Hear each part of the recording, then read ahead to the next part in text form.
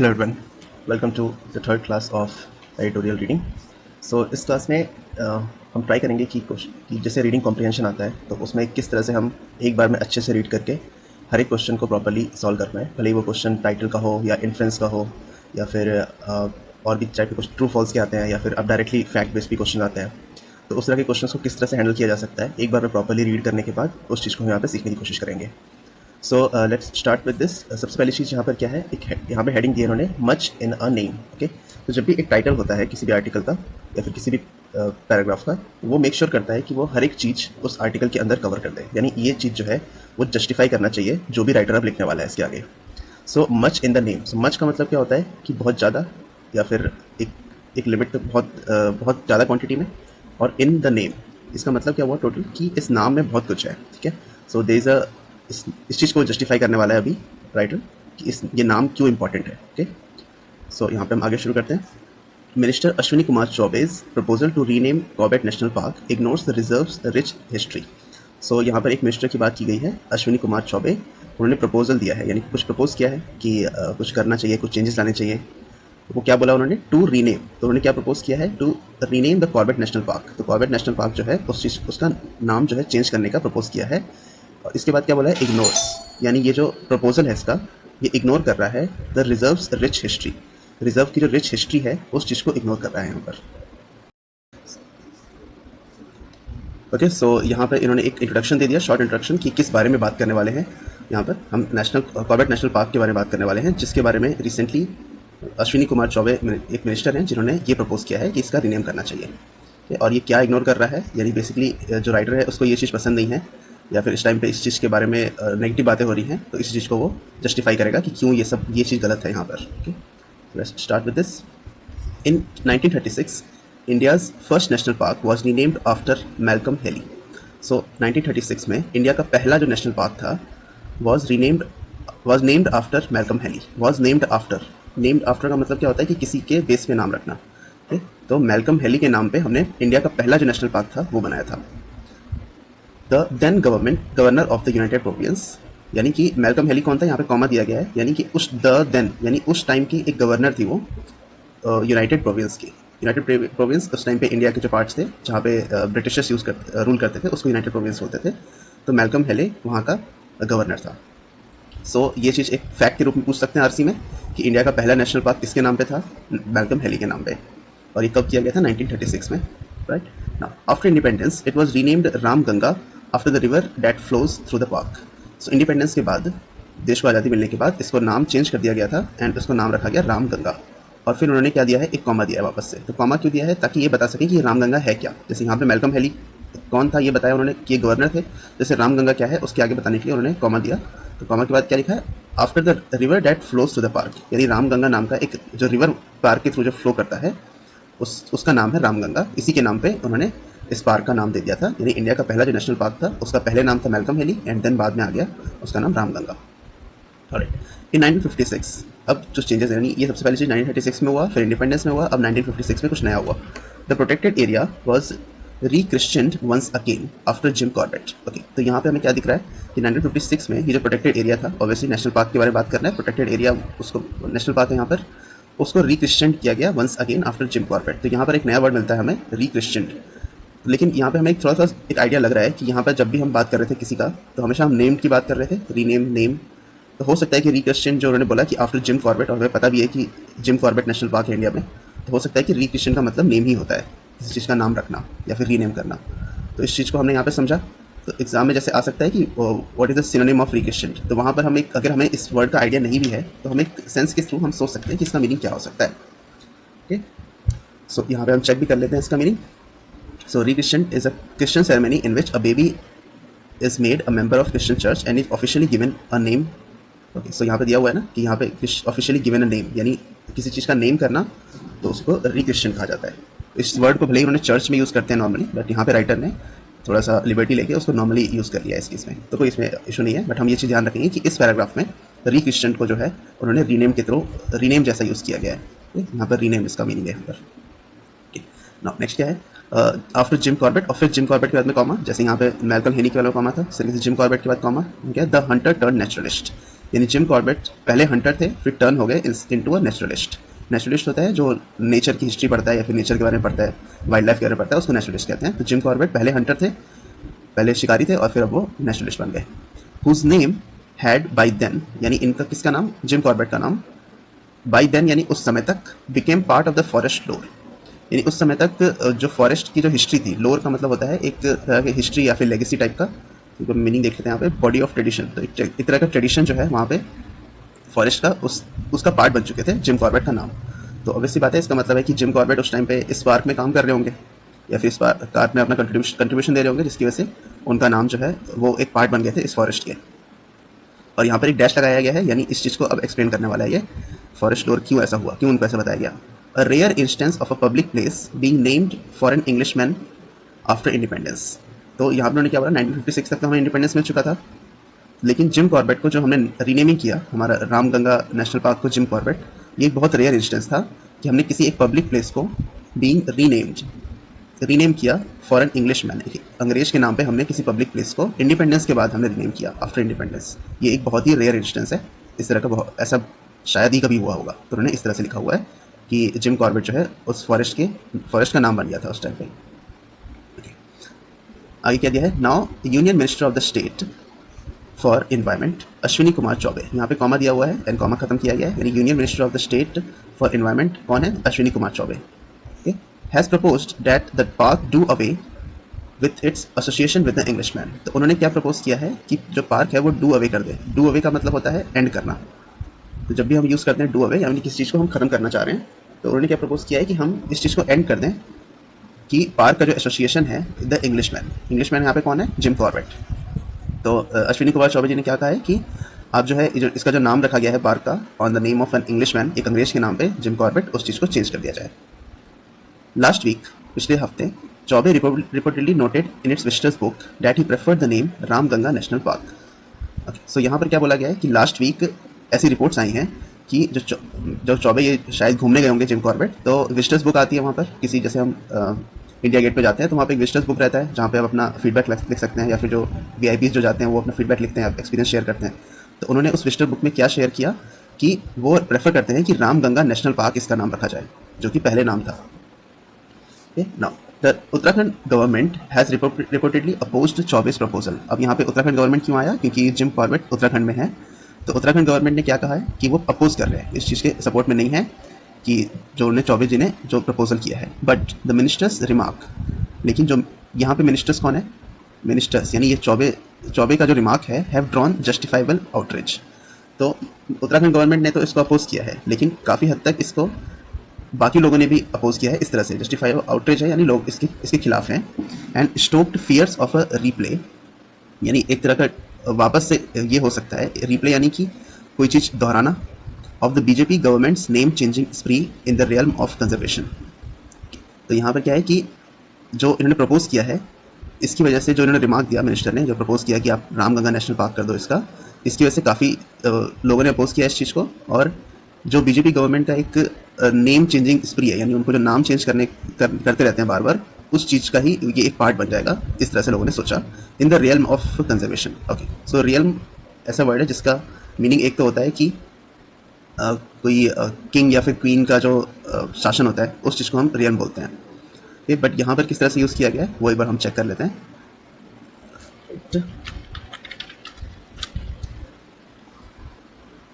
Okay, सो realm का एक meaning ये भी होता है, एक तो किंगडम है, दूसरा क्या है, अ फील्ड और डोमेन ऑफ एक्टिविटी और इंटरेस्ट। ओके, सो यहाँ पर इस तरह का वर्ड, इस तरह का मीनिंग यूज़ किया गया है कि जो बीजेपी गवर्नमेंट का जो इंटरेस्ट है कि वो बार बार नेम चेंज करते रहते हैं हर चीज़ का, नेम चेंजिंग स्प्री, यानी एक तरह का रेस में लगे रहते हैं कि हम नेम चेंज करते रहेंगे बार बार हर चीज़ का, उस चीज़ में ही ये ऐड हो जाता है, इसी के बारे में बताया गया यहाँ पर। इसी चीज़ की वजह से लोग इसके खिलाफ हैं। ओके, आगे बढ़ते हैं। Names of public places, cities and streets no doubt have close links with the dominant political ideology of an era. So यहाँ पे एक स्टेटमेंट राइटर ने दिया कि जो पब्लिक प्लेसेस, सिटीज़ और स्ट्रीट्स, इनका जो नेम होता है वो उस टाइप के पॉलिटिकल एरा जो है, या फिर पॉलिटिकल आइडियोलॉजी जो उस टाइम पे पॉलिटिकल सोच है या फिर जो पावर में है, उससे डेफिनेटली क्लोज लिंक होता है उस चीज़ का। ठीक है, नो डाउट, यानी बिल्कुल भी इसमें कोई डाउट नहीं है कि कोई भी प्लेसेस का जो नाम होता है वहाँ पे उस टाइम के जो पॉलिटिकल आइडियोलॉजी है उस पर काफ़ी कुछ डिपेंड करता है ये। बट एक्ट्स ऑफ रीक्वेश्चनिंग, अगेन रीक्वेश्चनिंग आया यानी रीनेमिंग, तो जो एक्ट्स ऑफ रीनेमिंग है यानी रीनेमिंग करने का जो काम है, are most of it driven by simplistic at times chauvinistic, यानी जो रीनेमिंग करने का जो काम है ये normally most of it driven by, यानी ये किससे इंस्पायर्ड होता है, by simplistic and at times chauvinistic, यानी सिंपल और कभी कभी चॉवनिस्टिक। चॉवनिस्टिक का मतलब होता है कि एक बहुत ही एक्सट्रीम लेवल का देशभक्ति, ठीक है, patriotism of on extreme level को हम चॉवनिस्टिक बोलते हैं। तो जो रीनेमिंग होता है वो सिंपलिस्टिक और extreme level of patriotism, reading of the past, one that is insensitive to the layered histories and identity of the place. तो यहाँ पे हमें दो रीज़न बताए गए हैं, एक तो रीडिंग ऑफ द पास्ट और चॉवनिस्टिक के कारण से रीक्वेश्चनिंग किया जाता है। तो आरसी में इस तरह से पूछ सकते हैं कि इसमें से कौन कौन से रीज़न है जिसकी वजह से रीनेमिंग जो है नॉर्मली ड्रिवन होता है, ठीक है, it's normally inspired by which of the following reasons. तो वहाँ पे हम यहाँ पर देख लेंगे कि यहाँ पर क्या क्या क्या हमने पढ़ा था। ओके, सो एक तो ये चॉवनिस्टिक तरीका है और एक रीडिंग ऑफ द पास्ट, यानी पास्ट के हिसाब से हम उस चीज़ का नेम चेंज करते हैं। जैसे इस केस में पहले रामगंगा था, तो वो क्या चाह रहे हैं अश्विनी कुमार चौबे कि वापस से रामगंगा हो जाए, ठीक है। इसके बाद क्या बोला है, one that is insensitive to the layered histories and identities of the places. तो जो रीनेमिंग है, ठीक है, यहाँ पर इन्होंने कॉमा देकर खत्म किया यहाँ पर। तो ये जो रीनेमिंग है ये एक इनसेंसिटिव एक्टिविटी है, ठीक है, बहुत जो कि लोग जो उस प्लेस में ऑब्वियसली बात है कि अगर किसी चीज़ का एक नाम रख दिया गया है तो वो बहुत ही दिन तक वो नाम यूज़ किया जाता है, हर जगह यूज़ किया जाता है उस चीज़ को, तो वो एक लेयरिंग बन जाती है उसकी हिस्ट्री में, जो वो लेयर हो जाता है, मतलब हर एक हिस्ट्री बुक में उस वर्ड को वही उसी तरीके से यूज़ किया जाएगा उस प्लेस के नाम को। तो ये जो है ये बहुत इंसेंसिटिव है कि हम किसी भी चीज़ का नाम इन दो कारण से हम चेंज करते हैं और उसकी आइडेंटिटी चेंज करते हैं इस प्लेस की ना। Born in Nainital to English parents, तब वापस इन्होंने जिम कॉर्बेट के बारे में बताना शुरू किया कि नैनीताल में वो बॉर्न हुए थे और अंग्रेज थे उनके parents. Jim Corbett volunteered for British army in both the world Wars, तो दोनों वर्ल्ड वॉर में वो वॉलंटियर किए थे। तो वॉलंटियर का मतलब होता है पार्टिसिपेट करना खुद की इच्छा से, तो उन्होंने वॉलंटियर किया था वर्ल्ड वॉर 1 और 2 दोनों में। बट हिज राइटिंग्स, उन्होंने जो लिखा है वो एक राइटर भी थे, तो उनके राइटिंग जो है show him as a steeped in the ecosystem of Kumaon and Garhwal. तो इन्होंने बट को यूज़ किया क्योंकि सबसे पहली चीज़ उन्होंने क्या बोला कि he has a English parent. उसके बाद उन्होंने ब्रिटिश आर्मी को भी सपोर्ट किया वहाँ पे वर्ल्ड वॉर लड़के, लेकिन उनकी राइटिंग ये दिखाती है कि वो स्टीप्ड हो चुके थे। स्टीप का मतलब होता है कि एकदम डूब जाना किसी चीज़ में, तो वो पूरा डूब गए थे किसमें, ecosystem of Kumaon and Garhwal. Kumaon और गढ़वाल 2 प्लेसेस हैं जहाँ उसके इकोसिस्टम में वो पूरा खो चुके थे। एक तरह से कह सकते हैं कि उस इकोसिस्टम से उनको प्यार था बहुत ज़्यादा। तो भले ही वो इंग्लिश पेरेंट्स से बॉर्न हुए थे और ब्रिटिश आर्मी के लड़ते थे, लेकिन उन्होंने उनको कुमाऊं और गढ़वाल जो एरिया है इंडिया का उसमें पूरा खोए हुए थे हमेशा के लिए। They are suffused with empathy for both the people and nature. Now यहाँ पर दे किस लिए यूज़ किया गया है ये इंपॉर्टेंट है यहाँ पर देखना। तो दे है इनके राइटिंग के बारे में, तो ये क्या बोल रहा है कि इनकी जो राइटिंग है वो सफ्यूज्ड है, यानी हो सकता है कि इसका मीनिंग हो कि पूरा फील्ड ऑफ, ठीक है, अभी ऐसा मीनिंग निकल के आ रहा है, with empathy for both people and nature, यानी दोनों लोग और नेचर, उन दोनों के लिए एम्पैथी उनके राइटिंग में दिखती है सीधे सीधे। तो एक बार हम सफ्यूज्ड का यहाँ पर मीनिंग चेक कर लेते हैं।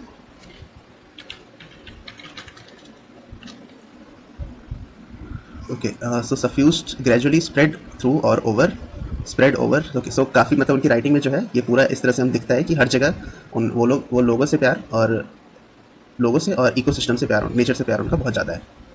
ठीक है, now writing about his childhood friend, तो उन्होंने अपने एक चाइल्डहुड फ्रेंड के बारे में बात किया है कि उन्होंने जिम कॉर्बेट ने। कुंवर सिंह, कौन है वो? कुंवर सिंह, यहाँ पे कॉमा दिया है 2, यानी कुंवर सिंह के बारे में बात उन्होंने बताया। कॉर्बेट रिकॉल्स फॉर इंस्टेंस एक फ्रेज है जिसका मीनिंग होता है फॉर एग्जाम्पल। तो उन्होंने कॉर्बेट ने अपने राइटिंग में क्या रिकॉल किया है, that we had a name for every outstanding tree, यानी कि जिम कॉर्बेट और कुंवर सिंह जो चाइल्डहुड फ्रेंड्स थे वो बता रहे हैं कि हमने हर एक आउटस्टैंडिंग, हर एक अच्छे बड़े बड़े ट्री जो है उनका नाम दे रखा था, हर एक वाटर होल का नाम दिया हुआ था, यानी जो छोटे छोटे पॉन्ड्स होते हैं उनको वाटर होल बोल सकते हैं। गेम ट्रैक और नाला, गेम ट्रैक होता है जो जंगलों में जो पाथ बन जाते हैं, जो जैसे जानवर जाते हैं जिसमें, तो उनको गेम ट्रैक बोला जाता है। और नाला जहाँ पे पानी फ्लो होता है। तो उन्होंने क्या बोला है कि उन्होंने याद करते हुए बताया, तो बेसिकली ये क्यों कहना चाह रहा है राइटर, ये हमें समझना चाहिए कि राइटर क्या कहना चाह रहा है कि जिम कॉर्बेट जो है क्यों इंडिया के जो इकोसिस्टम था उससे इतना प्यार करते थे, वो चीज़ प्रूफ करने के लिए उन्होंने इतना बड़ा बोला है। ठीक है, क्योंकि जो राइटिंग में है वो इस तरह की चीज़ें बात करते थे वो लोग कि हर एक ट्री और हर एक वाटर होल, हर एक गेम ट्रैक और हर एक नाला का उन्होंने नाम दे रखा था। सो भले ही वो ब्रिटिशर थे, लेकिन वो इतना कुछ इंडिया के बारे में वो भी सोचते थे। The nationalist also struck a friendship with freedom fighter. तो नेशनलिस्ट यहाँ पे किसके लिए बात कर दिया गया, हमने ऑलरेडी बोल दिया है कि जिम कॉर्बेट को नेचर पसंद था, तो यहाँ पे नेशनलिस्ट अब जिम कॉर्बेट के बारे में बात कर रहा है। तो नेशनलिस्ट जो है उन्होंने फ्रेंडशिप बना के रखी हुई थी, ऑल्सो स्ट्रक अ फ्रेंडशिप, यानी फ्रेंडशिप बनाना, with freedom fighter and UP's first chief minister Govind Ballabh Patel. तो उनकी फ्रेंडशिप जो है एक फ्रीडम फाइटर और यूपी के जो पहले चीफ मिनिस्टर बने बाद में, गोविंद वल्लभ पटेल, उनके भी फ्रेंड्स थे वो। इट वॉज पंथ इंसिस्टेंस, यानी पंत कौन है, ये गोविंद वल्लभ पंत, उनके जो उन्होंने इंसिस्ट किया था that the celebrated protected area, यानी ये जो नेशनल पार्क है प्रोटेक्टेड एरिया और इसको सेलिब्रेट किया जाता है, ऑब्वियसली बात है कि बहुत बड़ा नेशनल पार्क है, तो एक प्रोटेक्टेड एरिया को came to be renamed after Corbett. तो पंत ने जो इंसिस्ट किया बार बार कि आप जो है इस एरिया का नाम कॉर्बेट रखें, तो इन गोविंद वल्लभ पटेल की वजह से हुआ, गोविंद वल्लभ पंत की वजह से हुआ, जो कि फ्रेंड थे with Corbett, Jim Corbett. Now in 1973 the park, अब 1973 में क्या हुआ, the park became launch pad of project tiger, India's first tiger protection programme. तो 1973 में क्या बताया गया है कि ये जो पार्क है यानी जिम कॉर्बेट नेशनल पार्क, वो एक लॉन्च पैड बना, बिकेम एन लॉन्च पैड। और लॉन्च पैड क्या होता है, किसी भी मिशन या फिर किसी भी ऑर्गेनाइजेशन को शुरू करने पे जहाँ पे शुरुआत किया जाता है उसको हम लॉन्च पैड कहते हैं, ठीक है। उन्होंने क्या बोला है कि एक प्रोजेक्ट टाइगर था जिसका लॉन्च पैड कौन सी जगह बनी, जिम कॉर्बेट नेशनल पार्क। और इसके बारे में क्या बताया, प्रोजेक्ट टाइगर के बाद डैश दिया है, यानी प्रोजेक्ट टाइगर के बारे में बताया कि India's first tiger protection programme है ये, तो इंडिया का पहला टाइगर प्रोटेक्शन प्रोग्राम है। तो ये भी इस तरह से आरसी पूछ सकता है कि इंडिया में फर्स्ट टाइगर प्रोटेक्शन कौन सा प्रोग्राम था, प्रोजेक्ट टाइगर था। और ये एक तरह के जीके के भी बन गया कि 1973 में प्रोजेक्ट टाइगर शुरू किया गया था, जो कि इंडिया का पहला टाइगर प्रोटेक्शन प्रोग्राम था, और ये कहाँ शुरू किया था, पहले जिम कॉर्बेट नेशनल पार्क में। Now, in more than one, Corbett National Park is a testament to the well-known adage of historians. So यहाँ पे क्या बोला गया कि बहुत एक से ज़्यादा तरीके से हम ये कह सकते हैं कि जो कॉर्बेट नेशनल पार्क है एक टेस्टमेंट है, यानी इससे हम ये बात बोलता है ये चीज़ एक तरह से, ठीक है, कि Corbett national park to well known attach of historians the past lives in the present, यानी हिस्ट्री को जो है वो बहुत अच्छे से एक्सप्लेन करता है। तो अटैच का एक तरह से मीनिंग यहाँ पे निकल रहा है कि वहाँ उसका ट्रुथ बताना, यानी उस टाइम का जो उस पास्ट लाइफ जो है और जो अब प्रेजेंट है उस चीज़ का ट्रुथ बताना, अटैच इसका मीनिंग आ रहा है। तो अटैच का एक बार हम मीनिंग देख लेते हैं यहाँ पर। सो अटैच का मीनिंग होता है प्रोवर्ब और short statement expressing a general truth, okay.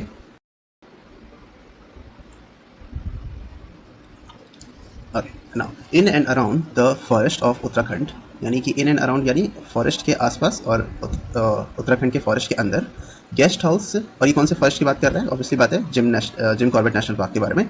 Guest house, general stores, gift shop, even salons carry Corbett's name, यानी कि जैसे हमने टाइटल में पढ़ा था ये बात कि there is much in the name, okay, and rich history जो है वो इस नाम से रिलेटेड है। तो इसी तरीके से हम ये यहाँ पे क्या कहना चाह रहा है कि जी कॉर्बेट नेशनल पार्क जो है इस नाम पे आसपास के जो दुकान है, जनरल स्टोर है, गेस्ट हाउस है, इन सब में जो है ये नाम लगा हुआ है, इवन सलून्स में भी है। तो ऑब्वियसली बात है अगर इस तरह से है तो हम उस चीज़ का नाम चेंज करेंगे तो लोग तो उस चीज़ को एक्सेप्ट करेंगे नहीं कभी भी, ठीक है। तो हो सकता है कि इसी बारे में आगे लिखा हो।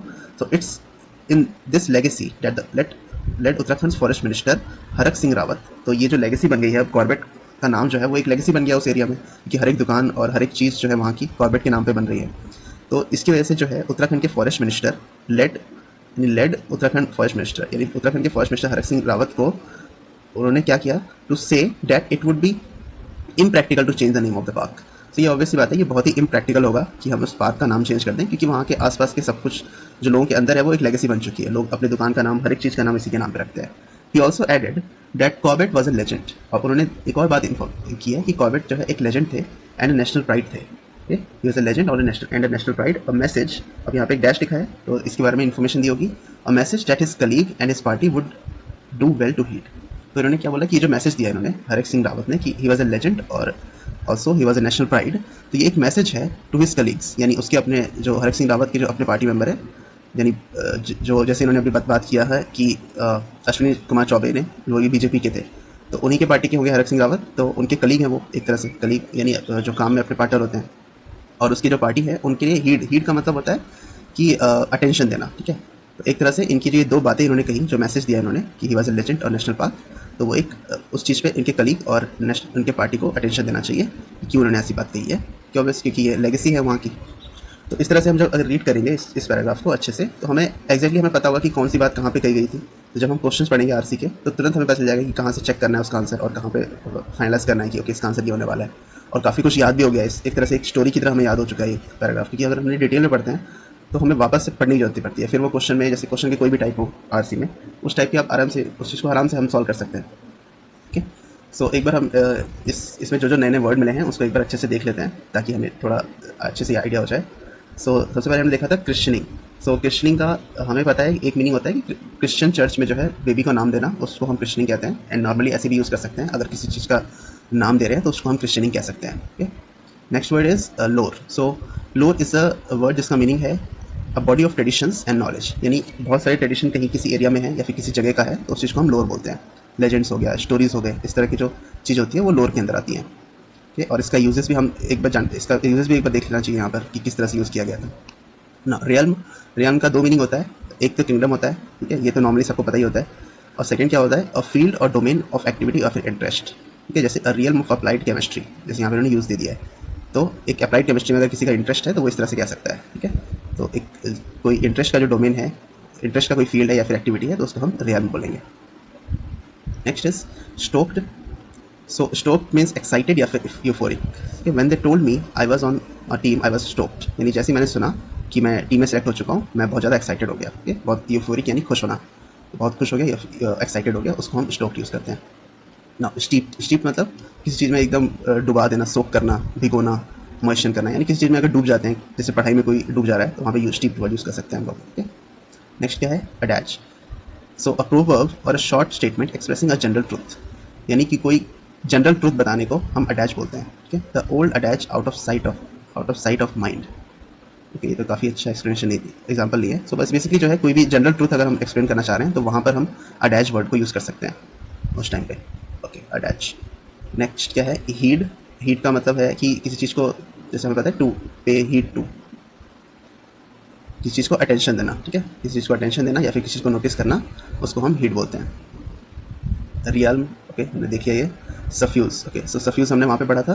तो बहुत हर जगह अगर प्रेजेंट होता है या फिर स्प्रेड थ्रू आउट, थ्रू और ओवर, तो उसको हम सफ्यूज़ कहते हैं। जैसे कि जिम कॉर्बेट के राइटिंग में सफ्यूज था कि वो इंडिया से कितना प्यार करते हैं या फिर he was a nature lover. Okay, so वो चीज़ जो है सफ्यूज था उनके राइटिंग के अंदर।